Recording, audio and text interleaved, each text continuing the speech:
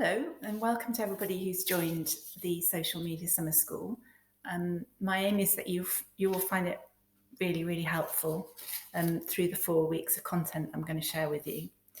I've had some really great questions about things that people want to cover. So I'm just going to pull out a few of these and talk about those a bit. And then I'm going to go on and talk about today's focus, which is all around content. I want to say that if at any stage you want to ask questions, please post them in the Facebook group. If you haven't moved over to the Facebook group or joined it yet, please do, because that's where I'll do all the Q&A questions. It's just an easier place to communicate with everybody.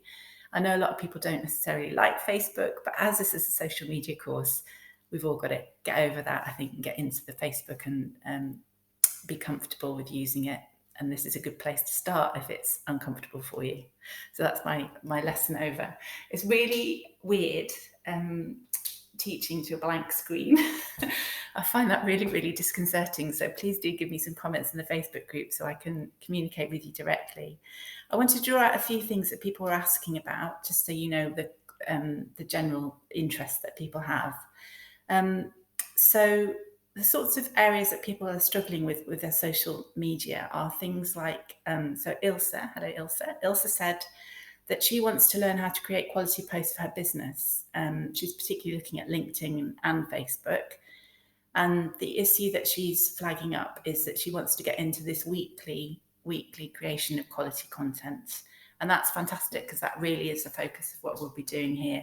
And weekly posting of content is really important if you want to build your audiences. All the algorithms, and I'm sure you've heard talk about those, favour people who are posting content regularly. So that means that more people will see your posts if you are posting regularly, not just because you're posting regularly, but because the algorithm will make your post appear in more people's feeds. And we can cover that a bit later if anybody's not sure what I mean by that.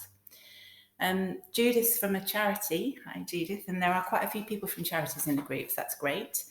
And she's based in Sheffield, and she's working with a group of autistic adults. And her aim is to gain some more confidence and understanding of the best ways to promote and share information. And confidence really comes through practice. It comes through kind of knowing, having a bit of a plan and practicing it. I think social media puts a lot of us out of our comfort zones because you have to be public with what you say. So I really encourage you to do each of the exercises each week, even if they feel a bit challenging. And my experience is that everybody hits a bit of a roadblock at some point when they're trying to develop their practice with social media. So if you do, just let me know and I can give you a bit of extra help to get you through. And hopefully the group will also support each other. If you're in the Facebook group and you can say, I'm struggling, people might be able to post some encouragement for you. I like this one from Gillian. Gillian saying she really wants to get on top of her social media activities. I'm right with you there, Gillian, to move her new business forward. So that's great. I hope to hear a bit more about what your new business is. Monica, who is actually in a picture behind me. So hi, Monica. Monica is wanting to develop a bit more of an ease to posting. And I really relate to that as well, because you want to be doing it consistently. And if you find it really difficult each time you do it, that puts you off. So welcome, Monica, and I hope this will help you. Just a couple more here. Louise, hello, Louise. Louise is talking about wanting to get messages out about the important work that that she's doing in her I think it's a not-for-profit actually. And actually she's talking about how she finds it difficult to write posts because it feels a bit false. So this week should help with that a bit, because we're going to get you to focus on certain areas. And this thing about feeling false, that also is a bit of practice. And also I think it's because you're talking to a vacuum. You know, when you have a conversation with someone, you can kind of develop your message according to how they're responding. And in social media, when you start out, you might feel like you're talking to a void. You're probably not, but it can feel a bit weird, a bit one-sided. And again, the answer to that is it's practice. You have to keep going. We want to see, so Louise's aim is to feel more confident and less false in the messages she uses.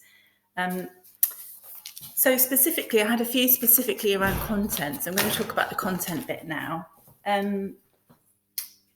One of the things that people find really tricky about social media is knowing what to say.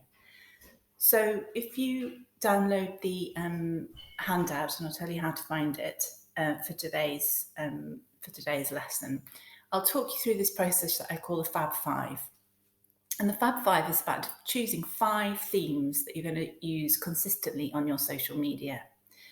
So to give you a bit of an example, here at Harlem Works, which is the business that I run, it's a building which houses all sorts of different businesses, like Monica, she's that side, isn't she? Who runs a yoga studio. The themes that I tend to talk about, the 5 consistent themes that I talk about, are things which are relevant to my market, which are people that run small businesses. And I talk about things going on in Sheffield, the city itself, because we are a local business. So what happens in Sheffield is relevant. I talk about issues which are of interest to small businesses, because my market are small business owners. And I talk about what's going on in the building. I talk about also the tenants and the activities that they get up to. And I also tend to talk about the sort of the good works that happen in Sheffield. I talk about charities quite a lot and support them, sort of a good neighbour kind of philosophy. So those are my 5 themes that I'm using consistently on my social media. So you can see they're quite rich. There's quite a lot you can say about each of these themes, and that gives me lots of potential content to share on social media, but it keeps my topics fairly consistent. I'm not talking about my holidays. I'm not particularly going off and talking on a tangent about anything that's not really related to one of my 5 themes. So I give lots of examples in the handout for you about what your themes might be. So work through those, and the aim of the handout is for you to pick your 5 that you're going to run with. And also, you don't actually have to, don't worry about not getting it quite right at this stage. Just settle on 5 to start you off with.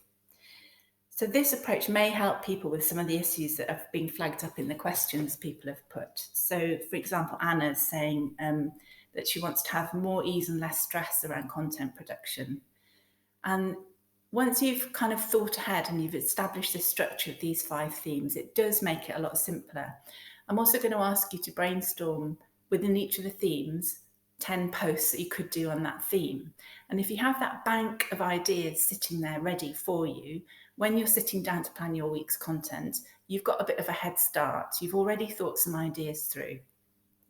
So that should help you with the ease and stress idea, Anna. I'd be really interested to hear from you whether it does. Rosie was mentioning that she finds social media connected to her business quite overwhelming. And it can be really overwhelming. It can, particularly when you're doing 10 things at once, as well as social media.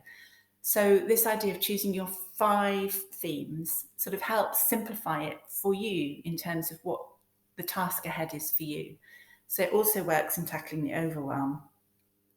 Marina mentioned that it takes an awful lot of time, and she struggles with that. And this system that I'm working you through in these 4 weeks helps with time, because it organises you. It condenses the activity that you have to do, so that when you're sitting down for that week's posting, you've already thought about it. You've got a plan. You can just get on and apply the plan. Also, if you do it every week with practice, you get quicker and more efficient, as with everything. So Eliza was talking about that she has problems in posting regularly and what content to post. So again, this is what this week should help with. You should already have thought ahead about what content you need to post. Gail is quite ambitious. So Gail, you're wanting to have a yearly plan for your content, and that's definitely possible. I tend to do no more than 3 months ahead, and in these days, like, who knows what's going to happen 3 months ahead. But there is definitely approaches for having a year's worth of theme content. To start with this week, though, just come up with your 5 themes, and that'll be a good starting point. Sharon has a fantastic question here, because she's saying that what she wants to be able to do is to post in a way that's consistent and connects to her ideal client.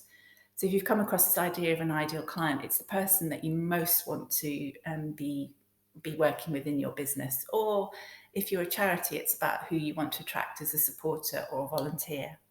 And how you structure what you post is very important for building that link between you and your ideal person. If you choose your 5 themes so that they reflect your business and your values and your interests, you will be naturally attracting people who overlap with you and who are engaged in the similar kinds of interests. So it works very, very well for targeting your ideal client. And Jana has a nice comment, because she's saying that she's starting out in social media. So that's a great place it's great that you're on the course, Jana. And she wants to create content that's valuable for her future customers. And creating value is really a key objective. So that's enough from me to start with. I just wanted to make some of the questions that you were bringing real, and helped focus on those questions.